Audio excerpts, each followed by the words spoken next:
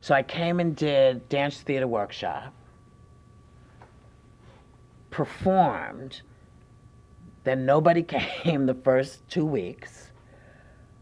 I wanted to drink cyanide. My mother wouldn't let me. And then a review in the New York Times by Mel Gussow came out. That's what happened. And if I had been living with this man and giving him the greatest sex of his life, I could not have gotten a better review. I mean, it was amazing.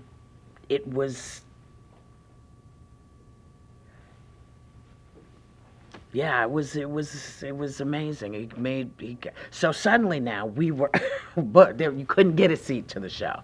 So, which brings me to how Mike Nichols got there. So my shows have been going really well. People have been coming. And my mother says to me one night, "Do you want to know anything about who's in an audience?" I said, "No. Don't tell me. It'll just freak me out." She said, "So you don't want to know?" I was like, "No, I don't want to know." She's like, "Because if you did, I could tell you that something." I said, don't tell me. Don't tell me." And she said, "Okay, but I think you really should know." I was like, "Okay, enough. Who is it?" She says, "It's Mike Nichols." I said, "It's Mike Nichols is here?" She says, "Yeah." I said, "Oh my God. Is he with Dustin Hoffman?" I was like, "No, he's not. But he is directing, he's got this show, 2 shows coming to Broadway, The Real Thing and Hurly Burly." I said, "Wow. Well, maybe he'll come backstage," I said. She said, "But I don't want you to be disappointed if he doesn't." I said, "Well, now I know he's there, but I don't know what he looks like, so if he doesn't come, it's not going to freak me out." She said, "That's the only way to look at this." So I go out and I do my thing, and I talk about Anne Frank, and I talk about the little girl I tried to do. And so I'm done. I go backstage. I'm in the can, and I hear, and I go, "What is she doing?" And I think, who is that? What is she doing? My mother's just laughing. And I come out and she says, "Karen," because now she's totally forgot, Whoopi's gone. Karen is back. She says, "Karen, I'd like you to meet Mr. Nichols." And I say, "Hi." And he began to cry. And I thought I had done something. And he says, "Please forgive me. I was on the last ship out of Germany. And I was the same age as Anne Frank, and you brought all that back to me." So he says, "Listen, I want to talk to you because my friend Judy Ivey, who's in Hurly Burly, who I cast in Hurly Burly, is the reason I'm here, because we made a pact that I would take her to something she'd never seen before, and she'd take me to something I'd never seen before."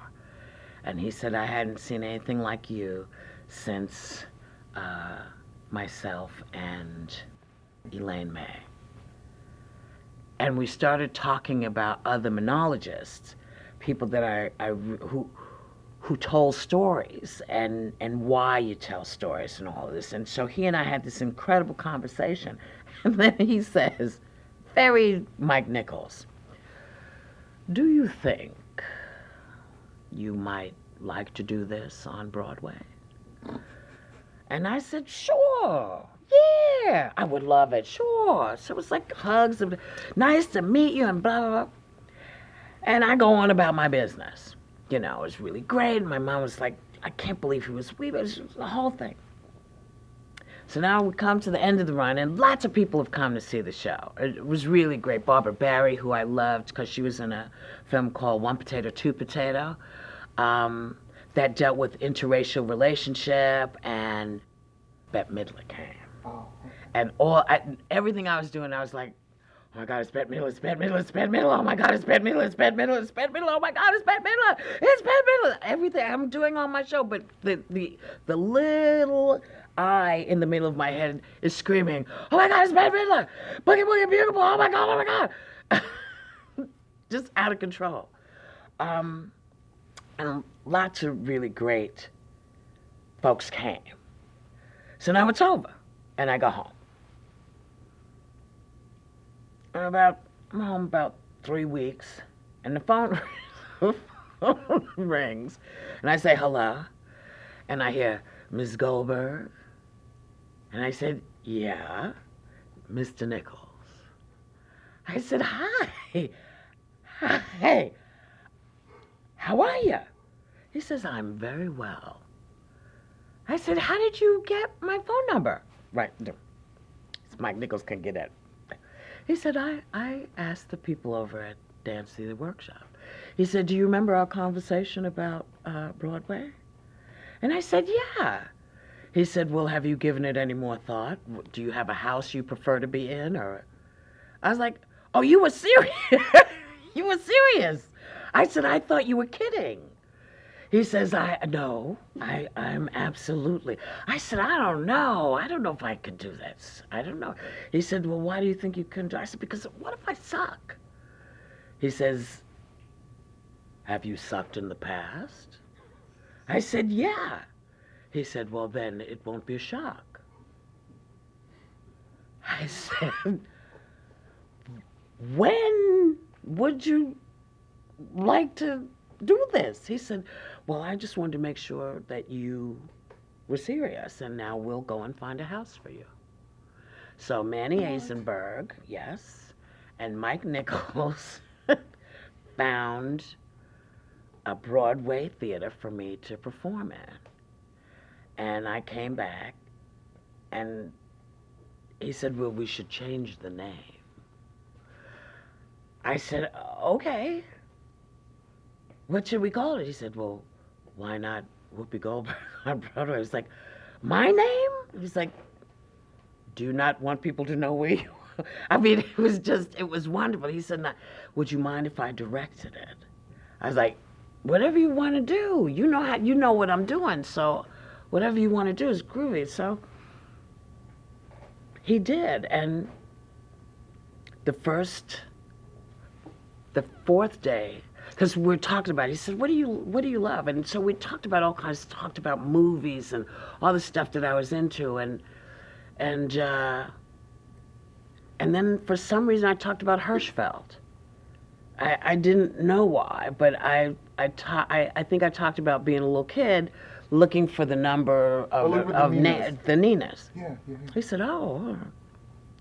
So now, I'm in rehearsal, and he would say things like, Ms. Goldberg. I say, yes. Yes. He'd say, is there an end to this story? Or are you just going on? I said, well, I think there's an end to the story, but he said, well, you should pay attention to that. You should pay attention to the ends because you know where they are. So I said, okay, and I then look out, and there's a little couple, two little people about this tall, Mr. and Mrs. Santa Claus, just sitting over there. And so during the entire show, I'm working, and they're just sitting there, and they're laughing, and they are adorable. I really just want to put them in my pocket. And so it's the end of rehearsal, and it's great, and he says, come here. So I go over, and he says, I want to introduce you to Hirschfeld. Oh my God. First of all, he looked like a little tiny Santa Claus. He looked just like, and she looked like Mrs. Claus. They were just, it was amazing because to me, they represented the theater. Right. He in particular was the theater. You hadn't made it until Hirschfeld did, yeah. So now comes opening night. And I go into my room, and there's a giant poster of Hamlet that was done by Sam Waterston. Well, he did Hamlet at the Pap, yes. And I had seen a portion of it on video, and was, he's a brilliant actor, Sam Waterston. So I was just taken with the performance and taken with the poster. And so at some point, I may have mentioned it to him. So I walk in, and there's a giant poster of Hamlet signed by Sam Waterston in my dressing room. And then I flip out about that, and then now I have to go to the bathroom, but I can't go to the bathroom because I'm really freaking out and I don't know what to do. And I come out, and I don't see this when I come in, but on my couch is my Hirschfeld. Of you. Of me, with 41 Ninas, with a finger pointing to the number. I have the most Ninas he's ever done. It's in the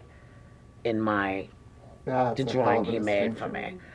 And he's drawn all of my characters. And so it's all in my hair. And Mike got the original for me. I mean, it's very hard not to think you're really good. You know what I mean? When someone believes in what you do, that you know how to do what you do.